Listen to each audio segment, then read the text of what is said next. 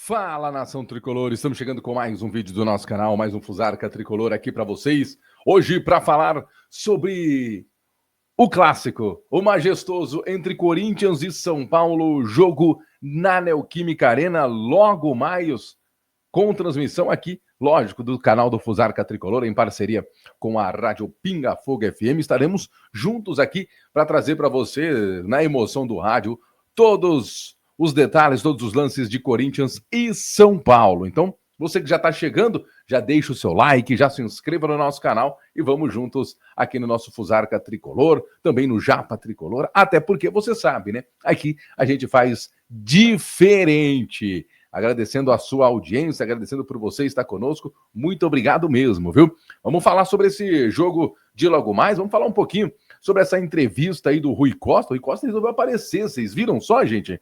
Veio dar entrevista o Rui Costa e tem um motivo para ele ter aparecido, né? Eu sabia, nada é de graça, não existe almoço grátis. Calma, a gente vai falar um pouquinho sobre isso, vamos falar sobre os desfalques, vamos falar sobre os reforços aí que Crespo pode ter para hoje e um provável time do São Paulo. Beleza? Vamos começar falando então do Rui Costa, que apareceu numa entrevista coletiva, falou sobre diversos assuntos, ele fala bem, é muito bem articulado, né? A gente precisa lembrar que em outros clubes, como por exemplo o Atlético Mineiro, o próprio Grêmio, que ele já trabalhou por lá, ele sempre vinha falar com a imprensa, né? Sempre falava com a imprensa. Então ele é um cara bem articulado, sabe falar, sabe colocar as palavras, mas no São Paulo ele é mais blindado, né? Ele é o homem de confiança do Casares e é confiantemente blindado. Aí resolveu o Casares, então, em colocar o nosso Carlos Belmonte o nosso Rui Costa para falar. E aí ele comentou alguns assuntos, acho que o que mais chamou a atenção foi quando ele foi questionado em relação se a diretoria do São Paulo deveria ser mais humilde, né? Devia ter mais os pés no chão, como bem diz o slogan do próprio Casares, né? Humildade, os pés no chão e juntos pelo São Paulo. Parece que ele disse que não, o São Paulo é sim humilde, nós somos muito humildes, trabalhamos sempre com muita humildade, aquela coisa toda, e vamos voltar a ser referência. De novo, como eu disse, há tempos atrás, sobre a questão do CT. Mais uma vez, o São Paulo tem a oportunidade de dizer, falar, olha pessoal, realmente, né, temos errado aí, mas já estamos trabalhando para consertar e que sirva de exemplo, aquela coisa toda, mas resolveram simplesmente falar, quer saber? Não, a gente é humilde e vamos voltar a ser o melhor. Ok, eu acho que todo mundo tem que voltar e tentar ser o melhor, mas precisa ter um pouco de calma também, né? Precisa ter um pouco de tranquilidade, porque senão fica difícil. Porque senão você nunca consegue focar nos problemas, senão você vai focar sempre na questão de precisamos voltar a ser a referência, precisamos. Não, você precisa voltar primeiro a fazer as coisas corretas, precisa voltar a fazer as coisas da melhor forma possível. E não é o que vem fazendo o Rui Costa. Mas a coletiva eu acho que foi até interessante, mas tem um motivo aí para ele ter vindo da entrevista. Segundo informações do nosso Valentim Furlan, que é sempre muito bem informado sobre situações do São Paulo, o executivo de futebol que concedeu entrevista nesta quarta-feira, ele admitiu o contato do Grêmio, mas garantiu a sua permanência no São Paulo até o fim do Paulista, hein? Mas por quê? Porque ele recebeu um aumento de 25% no seu salário. Aí, amigão, é aquele negócio, eu aumento o teu salário, mas aí você vai ter que quebrar uma boa para mim, você vai ter que encarar os microfones. Por 25% do salário? De aumento? Com toda certeza, eu encararia os microfones, mas com todo prazer, viu? Mas com todo prazer eu ia lá e falar, não, deixa comigo, sou eu que vou. É eu que dou entrevista por 25% de aumento? Deixa comigo, vou lá e vou falar. E foi o que aconteceu com o nosso Rui Costa. Foi falar, ganhou um aumentinho, e aí o máximo que teve que fazer é encarar ali alguns minutos, né? Uma hora, enfim, 40 minutos, sobre essa pressão dos microfones. Fora isso, 25% porque a bagaça tá no bolso. Por falar em bagaça tá no bolso, vamos falar sobre o Lucas Moura, porque segundo o Marcelo, eu sempre coloco o nome dele errado, né? O Marcelo Braga, tá, pessoal? O Marcelo Braga, ele, que é do GE, ele traz a informação de que o Lucas passou por aquele procedimento no joelho, após voltar a reclamar sobre dores. Ele passou por uma nova infiltração no joelho direito. E aí agora vai precisar ter um pouco de cuidado, um pouco de cautela, vai ter que saber aquela coisa. Resumindo, o Lucas não joga mais em 2025. E como a gente já imaginava, eu falava aqui já há um tempo, era a melhor coisa, era parar com essa história de tentar trazer o Lucas de volta para 2025. Era uma loucura. Era só o desgaste. Tava na cara que isso não ia acontecer. Mas foram arrastando. Para quê? Para que a pressão saísse de cima das costas da diretoria do departamento médico. E isso só agravou. Era muito simples, gente. O Lucas não volta mais. Acabou, encerra a história. Só em 2026. Acabou.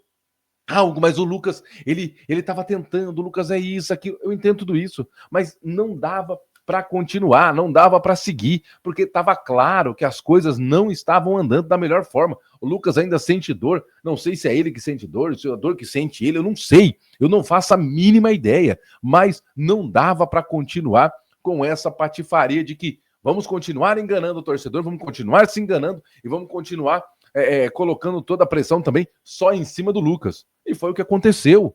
A diretoria do São Paulo, de novo, age errado. O departamento médico do São Paulo, de novo, agiu errado. Eu entendo que é só uma pancada. Foi uma pancada lá no Paulistão. Ele ficou um ano nessa... Vai, faz algum procedimento, fica um tempo fora, joga um pouquinho, sente dor, volta. Vai, sente dor, volta. Joga, sente dor, volta. Ficou esse vai e não vai aí, parecendo aquela música do Tentação lá do Silvio Santos, né? Não sei se vou ou se fico, não sei se fico ou se vou. Ficou nessa patifaria. Então era melhor já ter encerrado toda essa situação e ter deixado o Lucas Moura para 2026. Até porque agora, a preparação para 2026 ela já começou, porque começa a temporada agora já no dia 11 de janeiro, a bola já tá rolando de novo. Então assim, lógico que isso foi loucura, lógico que fazer esse tipo de situação foi uma loucura, foi um erro, mais um dessa diretoria, desse departamento médico, desse bando de incompetentes do São Paulo. Eles não conseguem curar uma dor no joelho. Essa é a realidade. A notícia é essa. Se fosse para estampar uma notícia, departamento médico do São Paulo não cura dor no joelho. Ponto. Essa é a notícia. E não tem o que dizer, tá aí a prova. Então a gente espera que agora o Lucas possa encontrar onde é essa dor, os médicos dele, o correm, enfim, quem for, para poder também o São Paulo ter uma tranquilidade em saber que terá um dos seus melhores jogadores em 2026, numa plenitude física, não é mesmo? Você que está chegando, deixa o seu like e se inscreva no nosso canal. Perdão pelo... Dá uma entupida aqui, vou passando por uma gripe, mais uma, né, para ser bem sincero. Bom, vamos lá. Deixa eu falar aqui sobre o jogo de logo mais, pode ser? Vamos trazer algumas informações. Nós falamos do Lucas Moura, vamos falar então da lista de desfalque que o São Paulo tem? Vamos lá. Conte comigo. Caleri, Rian Francisco, André Silva, Luan, Marcos Antônio, que nunca machucou e começou a machucar, Oscar, Arboleda, Lucas, Dineno, Rodriguinho, Enzo Dias e Wendel. São 12 jogadores fora. O único que retornou foi Pablo Maia, que deve estar à disposição do nosso gloriosíssimo Hernan Crespo. 12 desfalques. 12 desfalques para um clássico. Sejamos bem sinceros. Aí é pedir para o Crespo tentar fazer milagre, uma coisa que não dá para fazer, né? 12 desfalques. Ele tem um time fora. E ele só não tem um time de fato porque ele não tem um goleiro. Ah, não tem. Tem sim, o Leandro, são 13. Leandro fora. Então, se você colocar aqui, ele tem praticamente um time com completo, né? Eu ia falar com cada um no seu devido lugar, mas ele tem um time completo de desfalque, gente. Como é que alguém pode trabalhar assim? É a mesma coisa. O excesso de desfalques do São Paulo na mão do Crespo é a mesma coisa que você pedir para um pedreiro construir uma casa sem as ferramentas e sem o tijolo e ver o que você faz aí. Ou sem as ferramentas e sem o cimento. Ver o que você faz aí, vamos ver até onde você vai. É isso. Sabe? Então, o Crespo, ele tem lá suas culpas, tem sua teimosia, tem feito algumas demoras, mas também a gente precisa olhar para o lado do Crespo também, que não tem a mínima condição de ter um time minimamente decente, gente. Perdão. Isso é um absurdo. Isso beira o absurdo. Não dá para achar que isso é normal. São 13 desfalques. 13 desfalques. Tem desfalque em toda a parte do campo, em toda a posição que você imagina, tem desfalque. E aí, o Crespo tem que ser mágico, né? Tem que ser o mágico de Oz para fazer o São Paulo render. Justamente por essa falta de peças, por exemplo, o São Paulo não tem lateral esquerdo, né? O Wendel, hein? Eu vou te contar uma contratação mal feita. O São Paulo não tem o Wendel e também não tem o Enzo Dias. O Wendel machucado, o Enzo Dias fez aquela cirurgia para corrigir aquela hérnia. Por isso, 4 jogadores da base do São Paulo, do Sub-20, foram retirados do jogo de ontem contra a equipe do Fortaleza, que o São Paulo perdeu para o Fortaleza, inclusive, mas avançou para a Copa do Brasil, na Copa do Brasil. O Nicolas, o lateral esquerdo, o Luca, o Pedro Ferreira e o Paulinho foram relacionados para o Majestoso. São garotos, vão estar no banco para tentar ajudar de alguma forma, se tornarem algum tipo de opção para o Crespo, que não tem opção nenhuma no banco. No banco não tem opção nenhuma no campo praticamente, né? Essa é a situação do nosso Hernan Crespo. Bom, um provável São Paulo hoje para enfrentar o Corinthians. Vamos lá, hein? São Paulo deve ir de Rafael no gol, Rafael Tolói abrindo a trinca defensiva com Alan Franco e Sabino. O Alan Franco deve jogar ali como zagueiro da sobra. Pelo menos os 3 aí é o que a casa oferece. Então vamos embora, né? Vamos que vamos. Na ala direita pode ser o Mike ou o próprio Mailton. No meio campo ali, o Luiz Gustavo, o Pablo Maia e o Alisson. Deve ser uma trinca de meio campo. Na ala esquerda aí tem uma dúvida. Pode ser o Patrick, mas aí eu acho menos provável que seja o Patrick. Pode depois repetir o Ferreirinha na esquerda, assim como ele fez contra o Flamengo. E na frente joga o Luciano, e aí tá a dúvida. Jogaria Gonzalo Tapia ou jogaria uma outra peça, podendo ser até o Rigoni? Por quê? Porque o Tapia, ele participou do amistoso longe, se não me engano, na Rússia, né? Enfim, e aí ele chega hoje, né? Se você está assistindo o vídeo pela manhã, o Tapia está chegando. Se você assistiu o vídeo pela tarde, o Tapia já chegou, mas chega em cima da hora. Chega praticamente descendo do avião para ir para o ônibus e ir para Itaquera. Então, assim, essa dúvida que tem aí o nosso Hernan Crespo. Eu iria com esse time aqui que o GE colocou. Rafael, Alan Franco e Sabino, Mike Ferreirinha nas alas, Pablo Maia, Luiz Gustavo e Alisson, se desse para jogar Tapia e Luciano. Acho que esse seria o jogo ideal. São Paulo ainda pode ter o retorno do Ferrarese também, que esteve em campo pela seleção da Venezuela, jogou, se não me engano, os 90 minutos, e do próprio Damian Bobadilla, que marcou o gol na vitória do Paraguai contra o México, se eu não me engano. O segundo gol, ele entra no segundo tempo, faz o gol. A equipe do São Paulo não pode ter esses outros 2 reforços, mas aí no banco de reservas, como opção para o Hernan Crespo.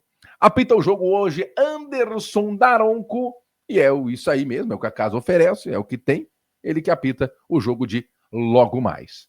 Tá confiante pro jogo? Enfim, eu não sei se eu tô tão confiante. Vou colocar um 2-1 pro São Paulo. O que vocês acham? Pode ser um 2-1 pro São Paulo? Tá de bom tamanho? Vamos deixar então 2-1 pro São Paulo e seja o que Deus quiser lá. É só isso. Mas uma coisa a gente tem que dizer. Para ganhar do Corinthians lá na Neoquímica, precisa querer mais, precisa dividir mais bola, precisa ter mais vontade que os caras. Bola por bola, os times são equivalentes, porque também lá não vai ter desfalque, não sabe se vai ter o Memphis, o Hugo Souza também não sabe se joga, a zaga também não é a zaga principal, enfim, também tem os seus problemas o Corinthians. Então, time por time, a hora que a bola rolar, o jogo é jogado, lambaria pescado. Mas se não tiver mais vontade do que os caras lá, vai perder e vai perder feio, viu? Enfim, esse foi o nosso vídeo de hoje, espero que vocês tenham gostado. Muito obrigado pela audiência, até daqui a pouquinho na transmissão do jogo entre Corinthians e São Paulo. Forte abraço, valeu demais, gente. Tchau, boa sorte pra nós, hein? Meu Deus.